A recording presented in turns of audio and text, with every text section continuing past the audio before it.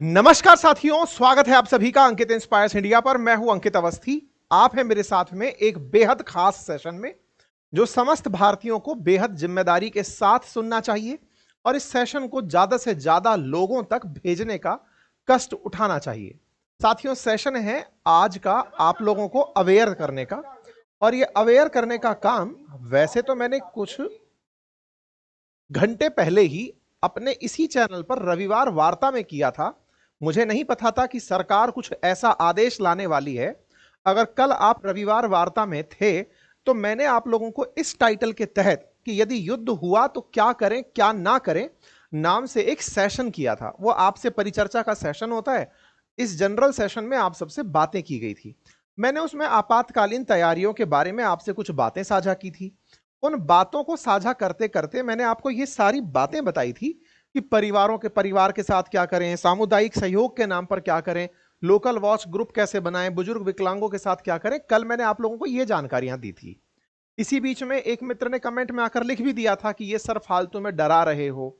ये सब बातें आपको उस समय डरने जैसी लगी थी, लेकिन एक जिम्मेदार भारतीय नागरिक के तरह जब मैं सोचता हूं तब मुझे ये याद आता है कि मैंने वही सब काम किए जो आप लोगों को जानना जरूरी है।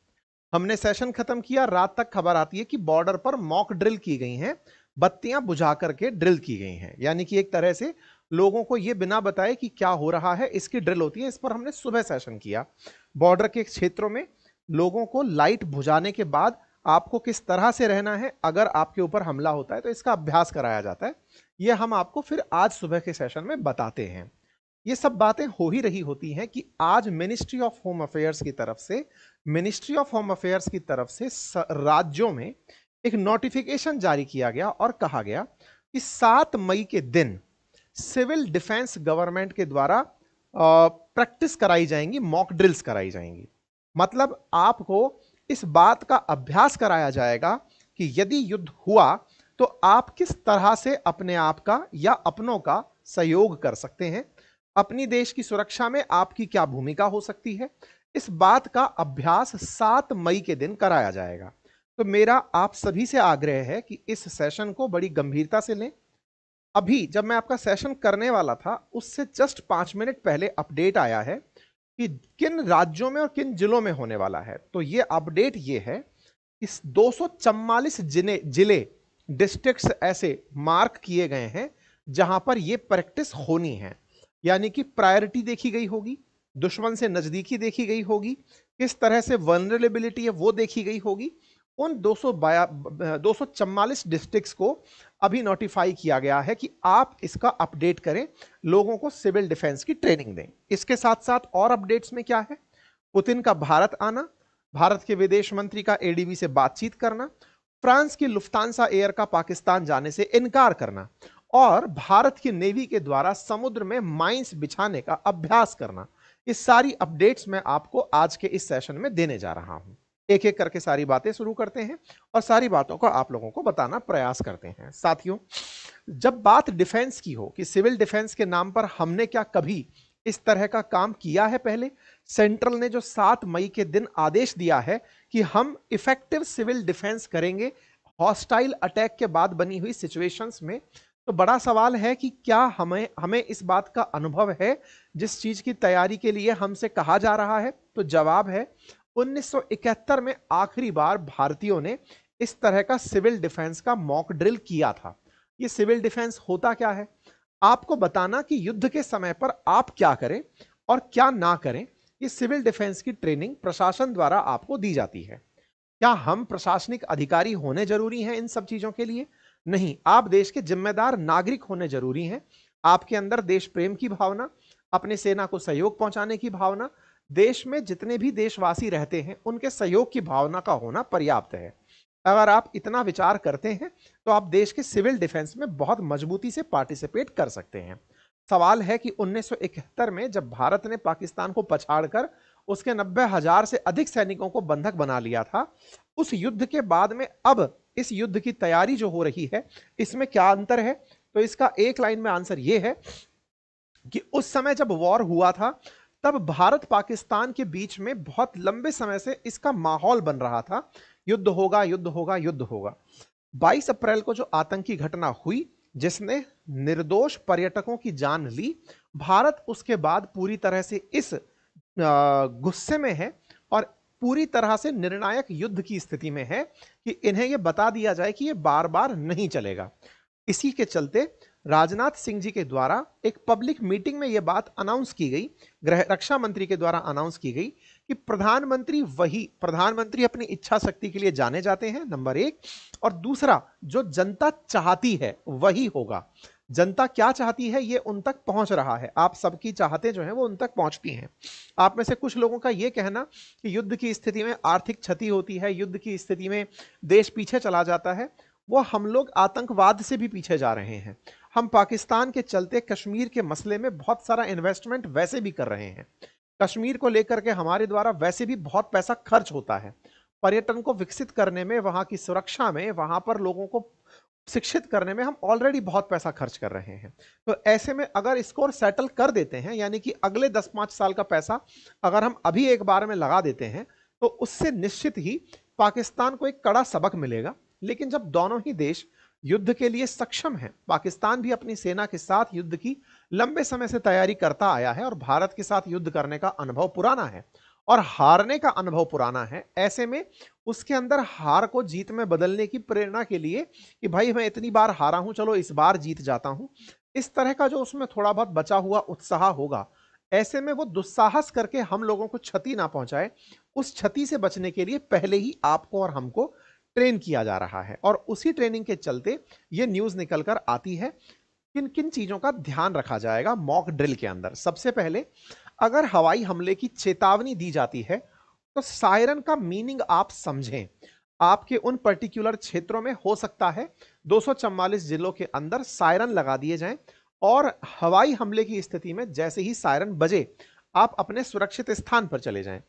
हवाई हमले के समय पर नागरिकों को खुद की सुरक्षा कैसे करनी है इसकी ट्रेनिंग दी जाएगी। मॉक ड्रिल के दौरान ब्लैकआउट अगर किया गया, जो मैंने आपको अभी बताया था फिरोजपुर कैंट में जो हुआ था, पूरी तरह से बत्तियां बुझा दी गई थी, ब्लैकआउट का अगर आदेश दिया जाए कि बत्तियां बुझा दो, गाड़ियों तक की भी इन्वर्टर वगैरह यूज मत करो, उसकी भी प्रैक्टिस आप लोगों को कराई जाएगी। इसके साथ साथ अगर आपके आसपास कोई महत्वपूर्ण कारखाना है या कोई बहुत ही इंपॉर्टेंट प्रेमाइसिस है, तो उसकी सुरक्षा के समय क्या करना होगा और हमले के वक्त कहां छिपना होगा, वो आपको सुरक्षित रखने की जगह बताई जाएगी। साथ ही साथ लोगों को जगह खाली करके उन्हें सेफ प्लेस तक पहुंचाने की ट्रेनिंग दी जाएगी। ये सब वॉर टाइम पर की जाने वाली प्रैक्टिसेस हैं जो आप लोगों के साथ आने वाले समय में की जाएंगी प्रशासन के द्वारा। प्रशासन ने बकायदा इसका एक नोटिफिकेशन जारी कर दिया है, अभी से मात्र 5 मिनट पहले यह पब्लिक हुआ है, जिसमें भारत की तरफ से government of India, ministry of home affairs की तरफ से सभी चीफ सेक्रेटरीज जो स्टेट्स के हैं उनको एक लेटर भेजा गया है जिसमें लिखा गया है conduct of civil defence mock drill on 7 May 2025, और इसके अंदर 244 कैटेगराइज्ड सिविल डिफेंस डिस्ट्रिक्ट को देश के अंदर 7 मई के दिन ट्रेनिंग दी जाएगी। यहां ध्यान देने वाली बात यह है कि आप में से बहुत सारे मित्र हमारे ऐसे हैं जिन्होंने कॉलेज के टाइम पर एनसीसी, एनएसएस, स्काउट जैसी सेवाएं चयनित की हैं, वो कृपया करके यहां पर अपनी जिम्मेदारी को समझें और लोगों को अनुशासनात्मक तरीके से मदद करें। आपको अगर अपनी डिस्ट्रिक्ट के अंदर ऐसी किसी मॉक ड्रिल का पता चलता है तो आप स्वयं आगे से वॉलंटियर होकर के प्रशासन की मदद के लिए आगे जाएं। भारत में युद्ध लड़ते समय आपका बॉर्डर पर जाकर के ही युद्ध लड़ना पर्याप्त नहीं है। आप अपनों का सहयोग जिस तरह से भी कर पाएं, आप प्रशासन का सहयोग अगर कर पाएं, वो भी भारत के लिए एक बहुत बड़ा सहयोग होगा। भारत के महत्वपूर्ण जितने भी संसाधन हैं उनकी सुरक्षा में आप स्वतः सिपाही बनकर खड़े रहें। आपके हाथ में गन होना नहीं, आपके दिमाग में देश के प्रति लगन होना जरूरी है। आप उस लगन के साथ अगर अपने संसाधनों की सुरक्षा करते हैं, देश के संसाधनों की सुरक्षा करते हैं, वो भी सुरक्षा में बड़ा कंट्रीब्यूशन प्ले करेगा। ऐसे में कहा गया है कि various district authorities, civil defence warden, volunteers, home guards जो एक्टिव हैं या रिजर्व में हैं, NCC, NSS, NYKS, colleges, school के और कॉलेज और स्कूल के जो स्टूडेंट्स हैं, इन सबको ये चीजों की ट्रेनिंग दी जाएगी। स्कूल और कॉलेजेस में भी बच्चों को ये बताया जाएगा कि उन्हें, अगर ये बहुत ज्यादा आसान है, आपके परिवार तक पहुंचने से पहले आप लोगों के बच्चों को बता दिया जाए। बच्चे घर में सारी बातें बेहतर तरीके से करके सुना सकते हैं। जैसे मोबाइल का उपयोग बच्चे बहुत तेजी से समझ लेते हैं और परिवारजनों को करना सिखाते हैं। ऐसे में ही आप लोगों को स्कूल या कॉलेजेस के माध्यम से जो ट्रेनिंग दी जाएगी, उस ट्रेनिंग को अपने घर में परिवारजनों को आप जाकर अवश्य दें। ऐसे में ये सारी चीजें जो मैंने आपको शुरुआती 5 पॉइंट में गिनाई थी, वो यहां पर फिर से लिखी गई हैं कि हम एयर वार्निंग सिस्टम के दौरान कैसे अपने आप को सजग रखें, हम किस तरह से सुरक्षित रखें। ये सारी बातें फिर से लिख करके ये लेटर जारी किया गया है। अगेन इंपॉर्टेंट है कि आप लोगों को ये सारे अपडेट्स मिले और आप अपनी स्थिति में पैनिक ना हो। और जब भी आपके अंदर मोटिवेशन की कमी आए कि नहीं पैनिक हो गया, अब मैं क्या करूं, मुझे तो बड़ी घबराहट हो रही है, तो याद करिए हमने साल भर तक आप लोगों के साथ या साल 2 साल से लगातार इजराइल, गाजा, रशिया, यूक्रेन जैसे वॉर साझा किए हैं। दुनिया को युद्ध में देखकर और उनके बारे में जुझारूपन देखकर जो आपने सीखा, अब उसके सही तरीके से उपयोग में आने का समय आ गया है।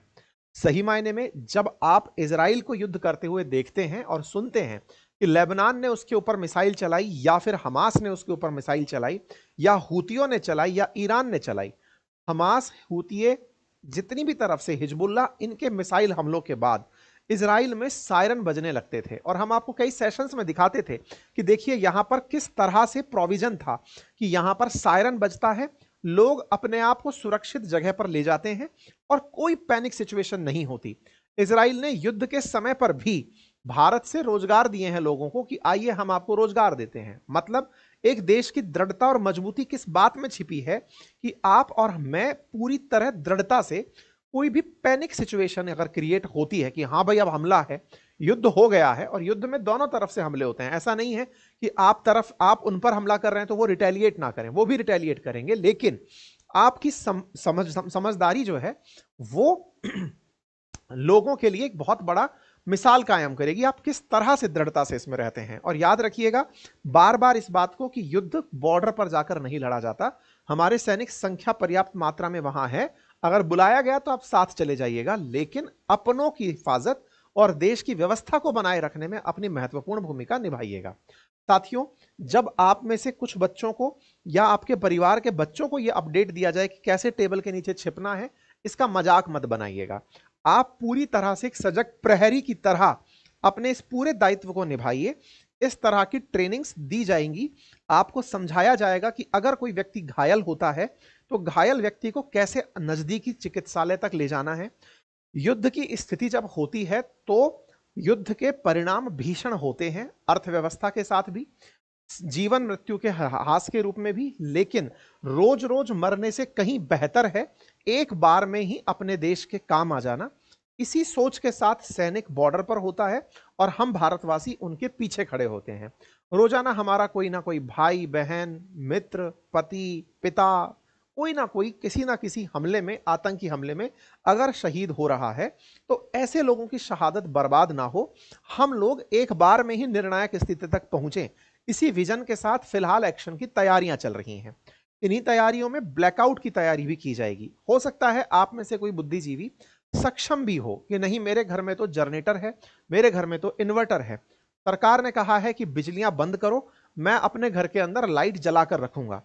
ये आपकी सहूलियत के लिए हो सकता है, लेकिन याद रखिए कि आपकी एक लापरवाही से ब्लैकआउट अगर लीक हो जाता है, मतलब आपको अंधेरा करने की कहा गया कि आप अंधेरा करिए, और आप अंधेरा करने की जगह पर बत्ती जलाकर खुद का कंचन महल बनाए बैठे हैं, तो यह भी मानकर चलिएगा कि आप इजी टारगेट भी हो सकते हैं।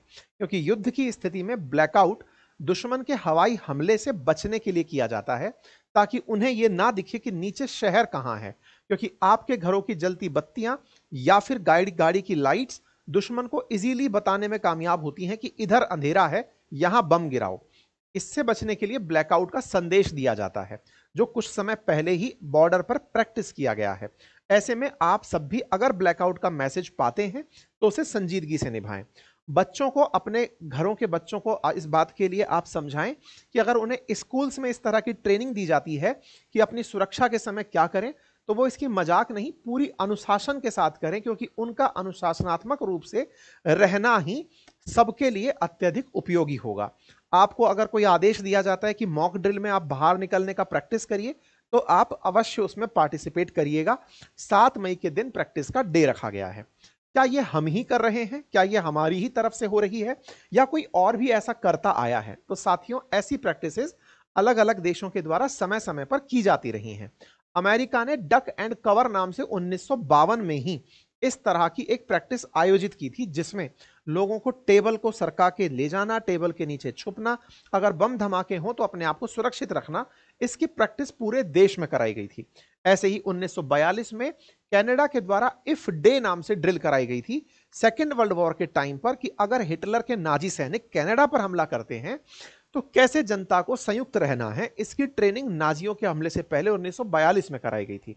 1980 में ब्रिटेन ने स्क्वायर लैग नाम से यह प्रैक्टिस करवाई थी, जिसमें 150 परमाणु बम अगर उन पर दाग दिए जाएं तो अपने आप को कैसे सुरक्षित रखना है, इसकी ब्रिटेन ने ट्रेनिंग ली थी। इसका मतलब होने वाले दिनों में, आगे आने वाले दिनों में आप लोगों को परमाणु हमले की भी ट्रेनिंग दी जा सकती है। हो सकता है कि मैं आपके लिए एक नया सेशन इस विषय पर भी लेकर आऊं कि अगर परमाणु हमला हो तो क्या करें और क्या ना करें, क्योंकि हमने रशिया यूक्रेन के केस में या फिर अमेरिका और यूरोप के केस में उस ड्रिल को देखा है। मैं आपके साथ उसे साझा करूंगा। सरकार अगर साझा करती है तो आप लोगों को वो भी अपडेट के रूप में दे दिया जाएगा। ठीक है, कुल मिलाकर के आपको युद्ध के लिए तैयार रहना है। युद्ध में जाना नहीं जाना वो सरकार और सेना फैसला करेगी। आप और हम मानसिक रूप से इस बात के लिए तैयार हों कि हमारी दृढ़ता उनकी वहां की नींदें उड़ाकर चले। इसी बीच में आज सरकार के द्वारा एक और आदेश सोशल मीडिया इन्फ्लुएंसर्स के लिए भी जारी किया गया। आप में से बहुत सारे ऐसे लोग हैं जिनकी कुछ ना कुछ फॉलोइंग सोशल मीडिया पर है। उन्हें कुछ लोग चाहते हैं, कुछ लोग पसंद करते हैं। आप सबसे आग्रह है कि देश अगर ऐसी स्थिति में हो तो अपनी रीच का गलत फायदा ना उठाएं। आप देशवासियों को कोई गलत भावना ना संचारित करें। देशवासियों को भड़काने का, उनके मनोबल को तोड़ने का, अपने सैनिकों पर प्रश्न करने का काम ना करें। अपने आप को सो कॉल्ड इंटेलेक्चुअल बताते समय अपने आप के अंदर की हम देखिए कितने लिबरल हैं, हम कितने इंटेलेक्चुअल हैं, उस इंटेलेक्चुअल पॉइंट को दिखाते हुए किसी भी प्रकार की समझदारी का सेना के खिलाफ या देश की सुरक्षा के खिलाफ प्रदर्शन मत करिएगा। ये वॉर टाइम में कंडीशंस और ज्यादा हावी होती चली जाएंगी। आपको याद होना चाहिए कि भारत पर अगर कोई हमला करता है या भारत किसी पर हमला करता है, ऐसे में इमरजेंसी डिक्लेयर की जा सकती है और इमरजेंसी के अंदर सारे मूल अधिकार आर्टिकल 19 और 21 को छोड़कर सरकार वापस ले सकती है। इवन वो 19 और 21 भी वापस ले सकती है। हालांकि उसके तहत की गई कार्रवाइयों पर सुप्रीम कोर्ट से आप राहत लेकर आ सकते हैं। याद रखिएगा, अगर देश में इमरजेंसी डिक्लेयर होती है तो आपके बोलने के जो अधिकार हैं उन्हें भी कंट्रोल किया जा सकता है, भले ही उस पर फैसले ना लिए जाएं। मैं अगेन इस बात को इसलिए दोहरा रहा हूं कि आपका अत्यधिक समझदार होने की प्रक्रिया दोहराना कि नहीं मैं तो अब जनता को इसके खिलाफ उकसाऊंगा कि हम तो अब इस युद्ध के खिलाफ हैं, हम ऐसा नहीं चाहते, हम सेना के खिलाफ हैं, हम अपने रक्षा के खिलाफ हैं, इस तरह का कोई भी शक्ति प्रदर्शन ना करें। आपको पूरी तरह से पाबंद कर दिया जाएगा। बहुत सारे चैनल्स को देश में लगातार बैन किया जा रहा है। और तो और आपकी सामर्थ्य कितनी भी हो, सहयोग करने के ऊपर फोकस करिएगा। देश को आपकी जरूरत है, यह समझ कर चलिएगा। आपको याद होगा मैंने कल ही एक अपडेट दिया था कि पाकिस्तान में तुर्की की नेवी पहुंची है, नेवल शिप पहुंचा है। तुर्की का सहयोग पाकिस्तान को मिल रहा है अरब सागर में। यही कारण है कि भारत ने अरब सागर में आज एक प्रैक्टिस कर डाली। और वो प्रैक्टिस क्या थी, हमने इनका तो जहाज पहुंचा यहां पर, तो हमको अपने इन सारे एरियाज को प्रैक्टिस करानी थी डिफेंस की। तो हमने इस पानी के अंदर अपनी तरफ से लैंड माइंस जैसे बिछाई जाती हैं जमीन में, ऐसे ही समुद्री माइंस बिछा दी हैं। आज हमारे रक्षा मंत्री के कार्यालय के द्वारा यह ट्वीट जानकारी के रूप में दिया गया कि हमने प्रॉपर तरीके से कॉम्बैट फायरिंग रिड्यूस एक्सप्लोजिव को मल्टी इन्फ्लुएंस ग्राउंड माइंस पानी में डाल दी हैं। अगर कोई भी यहां से जहाज निकलेगा, अगर वो इसको क्रॉस करता है तो यहां हुए ब्लास्ट से वो वहीं खत्म हो जाएगा। अर्थात जहाज को रोकने के लिए अगर जहाज आ रहा हो तो यहां पर एक तार बस हिलेगा और नीचे से वो ऑटोमेटिक ब्लास्ट हो जाएगा। अपनी सीमाओं को जैसे हम लोग लैंड माइन से सुरक्षित करते हैं, ऐसे जलीय सीमाओं को भी हमने सुरक्षित रखने के लिए इस तरह की माइंस बिछाने का प्रैक्टिस कर लिया है। डीआरडीओ ने इसे स्वदेशी रूप से विकसित किया है और हमने इसका पीआईबी पर पूरी तरह से अनाउंसमेंट कर दिया है कि हाँ भाई हमने ऐसा कुछ बना लिया है। ठीक है, इसका नाम रखा गया है MIGM, multi influence ground mines. वैसे मैं आपको बता दूं कि युद्ध के टाइम में बहुत सारे आविष्कार और बड़ा प्रोडक्शन होता है। 1914 से जब 18 के बीच वर्ल्ड वॉर चला था, तो सेकेंड वर्ल्ड वॉर के 20 साल के भीतर भीतर जर्मनी ने और यूरोपियन कंट्रीज ने बहुत सारी खोज की थी।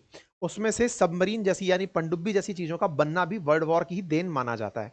ऐसे में डीआरडीओ के द्वारा ऐसे समय पर इसका परीक्षण होना और इसका उपयोग होना हमारे स्वदेशी डिफेंस ताकतों को मजबूत करता है। साथ ही साथ आप में से बहुत सारे साथियों को यह अपडेट रहे कि भारत के अंदर इस समय जो तैयारियां चल रही हैं, उन तैयारियों में जैसा प्रधानमंत्री ने आज जो रक्षा सचिव हैं राजेश कुमार सिंह, उनसे मुलाकात की, कल वो वायुसेना प्रमुख से मुलाकात कर चुके हैं, साथ ही साथ नौसेना के प्रमुख से वो परसों मुलाकात कर चुके हैं। प्रधानमंत्री की इन्हीं मुलाकातों के बाद ये ड्रिल की स्थिति बनी है। मैंने आपको बगलिहार डैम का पानी रोकने के बारे में भी अपडेट कराया था। ये तय है कि पाकिस्तान भी इस बात को बहुत अच्छे से जान रहा है कि उसके ऊपर पानी के माध्यम से, जमीन के माध्यम से, हवा के माध्यम से, सभी माध्यम से हमले होंगे, लेकिन इन हमलों में हमारी जो तैयारियां हैं वो हमें अपने स्तर पर अच्छे से रखनी होंगी। इसी क्रम में आज लीडर ऑफ अपोजिशन यानी राहुल गांधी जी को प्रधानमंत्री कार्यालय में देखा गया। प्रधानमंत्री से इनकी मुलाकात हुई। यह मुलाकात किस कारण से थी ये तो बाहर नहीं आया, लेकिन माना जा रहा है कि सीबीआई के चीफ की नियुक्ति में जहां सीजेआई यानी कि चीफ जस्टिस ऑफ इंडिया का भी योगदान होता है, वो लीडर ऑफ अपोजिशन और प्रधानमंत्री तीनों लोग मिले थे सीबीआई के डायरेक्टर की नियुक्ति के लिए, ऐसा माना जा रहा है। लेकिन क्या बातें हुई ये नहीं पता है। हो सकता है कि इमरजेंसी के लिए भी इसी तरह की मीटिंग करनी होती है। इमरजेंसी से पहले जो अनऑफिशियल बातें हैं, अगर वो ऑल पार्टी मीटिंग्स में हो तो कैसी होती हैं, ये सब देखने का विषय हो सकता है। ठीक है, एनीवे फिलहाल के लिए ये मीटिंग देखी गई है। आज हमारे देश के अंदर इस तरह की जो हलचल बनी हुई है, इन हलचलों से यह माना जा रहा है कि भारत इस स्थिति को लेकर कितना संजीदा है। अंतरराष्ट्रीय स्तर पर भारत के निमंत्रण पर पुतिन ने भारत आना स्वीकार कर लिया है। यह ऐसे वक्त पर मैसेज आना कि पुतिन भारत आ रहे हैं, कब आ रहे हैं ये बात अलग है, लेकिन पुतिन भारत आएंगे क्योंकि भारत और रूस के बीच में एक एग्रीमेंट है एनुअल मीटिंग का, और ऐसे में पुतिन का इस साल आना भारत को साइकोलॉजिकल एडवांटेज देता है। यह सूचना आना भी इस समय पर महत्व रखता है। इसी के साथ साथ और अपडेट्स में भारत की वित्त मंत्री ने हाल ही के अंदर इटली के अंदर मिलान में हुई बैठक में एडीबी के एनुअल बैठक में पार्टिसिपेट किया और वहां पर जो भी जरूरत की चीजें हैं उनको लेकर के पार्टिसिपेट किया। न्यूज चलने लगी एक कि भाई भारत ने एडीबी से कहा है, एशियन डेवलपमेंट बैंक से, कि पाकिस्तान की मदद रोक दो। ये न्यूज फर्जी निकली, इसको खुद ही फाइनेंस मिनिस्ट्री ने रद्द कर दिया। अच्छा, अब ये तो सारी बातें हो गई हमारी तैयारी की। बड़ा सवाल बनता है कि ऐसे में पाकिस्तान को भी ये खबर तो होगी कि भारत इतनी तैयारी कर रहा है, तो पाकिस्तान की अपनी तैयारियां क्या चल रही हैं। तो पाकिस्तान की तैयारियों में जो प्रैक्टिस करने की हम बात कर रहे हैं, पाकिस्तान ऑक्यूपाइड कश्मीर में ऑलरेडी ये प्रैक्टिसेस कराई जा चुकी हैं। आज से 4 दिन पहले ही ये न्यूयॉर्क टाइम्स की खबर है कि पाकिस्तान सिविल डिफेंस डिपार्टमेंट ने स्टूडेंट्स को पाकिस्तान ऑक्यूपाइड जो कश्मीर है वहां पर बिल्डिंग खाली करने का, अगर भारत अटैक करता है तो उस समय कैसे उस परिस्थिति से निपटना है, इसकी प्रॉपर ट्रेनिंग दे दी है। तो पाकिस्तान में भी लोगों को ट्रेनिंग दी जा चुकी है कि ऐसी परिस्थिति में वो कैसे इन चीजों से निपटेंगे। इतना ही नहीं, भारत पाकिस्तान के बीच के इन हालातों में फ्रांस ने अपनी एयरलाइंस का पाकिस्तान जाना रोक दिया है। एयर फ्रांस और लुफ्तांसा ने पाकिस्तान के एयर स्पेस में यात्रा ना करने का निर्णय लिया है। धीरे धीरे और भी एयरलाइंस इन क्षेत्रों में जाने से किनारा कर देंगी जैसे ही भारत नोटम जारी करेगा। नोटम से मतलब है कि अब इस एयर स्पेस का आप उपयोग ना करें। नो टू ट्रैफिक है कि अब आप यहां से यात्रा ना करें, क्योंकि हम किसी भी यात्रा को मिसाइल हमला मान करके उसका रिटेलिएट कर सकते हैं। हालांकि भारत ने अभी ऑफिशियली दुनिया की फ्लाइट्स को मना नहीं किया है, लेकिन एयर फ्रांस और लुफ्तांसा ने इस क्षेत्र से उड़ना रोक दिया है। आपको यदि याद हो तो ईरान और इजराइल के बीच जब हाई टेंशन बढ़ा था, उस समय पर भी अंतरराष्ट्रीय उड़ानों को रोक दिया गया था, क्योंकि हो सकता है कि मिसाइल हमले हों और किसी ना किसी यात्री विमान को नुकसान हो जाए। इतना ही नहीं, भारत की तरफ से जो ये काम किए जा रहे हैं, इन तैयारियों पर पाकिस्तान की संसद की भी आज बैठक बुलाई गई। यहां पर सांसद एकत्रित हुए और सांसदों ने एकत्रित होकर के अपनी तरफ से सरकार को अपनी सहमति जताई। लेकिन पाकिस्तान की सरकार की कितनी कम तैयारी है इसका अंदाजा आप इससे लगा सकते हैं। इस संसद के इस विशेष सत्र में सरकार के ही बहुत सारे नेता मिसिंग थे। इस बात को लेकर के अपोजिशन ने सवाल भी उठाए कि ये सरकार की कैसी तैयारी है कि वो लोगों को बुलाती है संसद में लेकिन खुद नहीं आती है। खैर, पाकिस्तान को तो ये पता ही नहीं था कि भारत इस तरह से इनका इलाज सोच रहा होगा। ऐसे में इनके लिए ये सब चीजें बिल्कुल अव्यवस्था की ही हैं, लेकिन हाँ, ये बिल्कुल कोड ऑफ कंडक्ट फॉलो करते हुए मीटिंग प्रॉपर कर रहे हैं। हालांकि इनके यहाँ की सबसे प्रमुख पार्टी पीटीआई यानी कि इमरान खान की जो पार्टी है, उसने इस मीटिंग में पार्टिसिपेट नहीं किया। अर्थात इमरान खान का समर्थन अभी भी शहबाज शरीफ के साथ नहीं है।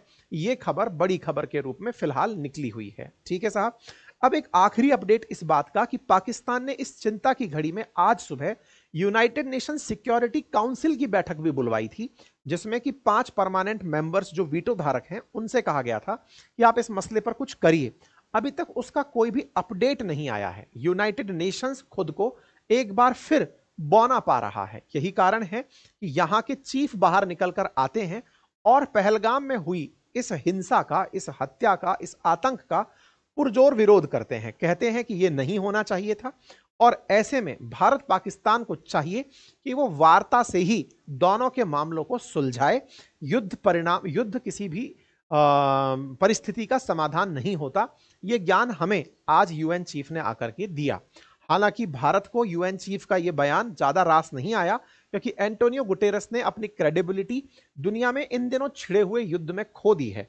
जब इजराइल गाजा हुआ या फिर इजराइल लेबनान हुआ, रशिया यूक्रेन हुआ, यूएन कुछ नहीं कर पाया। ऐसे में इनके बयान को मात्र एक फोटो अपॉर्चुनिटी की तरह से देखा जा रहा है। यूएन की प्रासंगिकता को पहले भी लोगों ने चैलेंज किया है कि ये होते हुए भी दुनिया में युद्ध हो रहे हैं, इसका मतलब यूएन का कोई महत्व फिलहाल तो नहीं है। पर इस तरह की बैठकों का अपडेट मैंने आपको दे दिया है। तो अब तक जो भी अपडेट था, चाहे हमारे देश का हो, पाकिस्तान का हो, वर्ल्ड के अंदर का हो, मैंने अपने इस सेशन में देने का प्रयास आप सभी को किया है। उम्मीद करता हूं कि आप देश के एक सजग नागरिक, सजग प्रहरी की भूमिका में होंगे और जब देश को आपसे 7 मई के दिन जरूरत हो कि आप उस सिविल डिफेंस की प्रैक्टिस में प्रेजेंट हो और आप अपनी तरफ से जो भी जरूरी काम हो उन्हें बहुत संजीदगी से निभाएं, आप देश के एक सच्चे नागरिक के नाते उस काम को बेहतर तरीके से करेंगे। इसी उम्मीद के साथ फिलहाल के लिए इतना ही। और हाँ, चैनल को सब्सक्राइब कर लीजिए ताकि भविष्य में कोई अपडेट आए तो मैं आप लोगों को उसे तत्काल प्रभाव से पहुंचा पाऊं। यहां पर आवश्यक है कि सूचना का जो स्रोत है वो आपका बहुत ही पुख्ता हो। सूचना के स्रोत में यह जानना जरूरी है। कई बार आपको कई जगह से सूचनाएं प्राप्त हो रही हों तो आप क्रॉस चेक करने के लिए आप हमारे प्लेटफॉर्म पर जा सकते हैं, और नहीं तो आप सरकारी प्लेटफॉर्म्स पर जा सकते हैं, चाहे ऑल इंडिया रेडियो हो या डीडी न्यूज हो। जब तक आप वहां से कोई सूचना पुख्ता ना सुन लें, आप किसी भी प्रकार का निर्णय ना लें। यह आपको बहुत ज्यादा आवश्यक है। मैं ये सारी बातें बड़ी जिम्मेदारी के साथ आप सबसे साझा कर रहा हूं। फिलहाल के लिए इतना ही। बाकी मस्त रहिए, तंदुरुस्त रहिए। आपका जो हौसला है वो हमारी सेना की ताकत है और हम भारत वाले अगर सही मायने में एक एक पत्थर भी मारने लगे तो पाकिस्तान को तो जाने कहां का पहाड़ घुसा के मार डालेंगे। ठीक है, चलो फिलहाल के लिए इतना ही। जस्ट चिल, मस्त रहिए। और हां, आज से हमारी क्लास शुरू हो चुकी है पोर्टफोलियो बिल्डिंग की। शाम 5 बजे पहला सेशन हुआ था। बड़ी अच्छे से हम लोगों ने आज पोर्टफोलियो को लेकर के अपनी जानकारियां साझा की थी। अगर आप भी उसमें ज्वाइन करना चाहते हैं तो जल्दी जाइए, क्योंकि लाइव क्लासेस जितनी डिले होंगी आपका उतना ही नुकसान होता चला जाएगा। Thank you so much. बाकी पोर्टफोलियो वाली क्लास के लिंक हमने कमेंट बॉक्स में पिन किए हुए हैं। साथ ही साथ में अगर आप अपनी पाठशाला से जुड़कर पढ़ना चाहते हैं तो मेरे ऐप पर मेरे द्वारा पढ़ाया हुआ कोर्स उपलब्ध है, आप जाकर उसे एक्सेस कर सकते हैं। मेरे हैंड रिटन नोट्स अपने घर पर मंगा सकते हैं। साथ ही साथ में आप आरएएस के लिए भी हैंड रिटन नोट्स अपने घर पर मंगा सकते हैं। Thank you so much.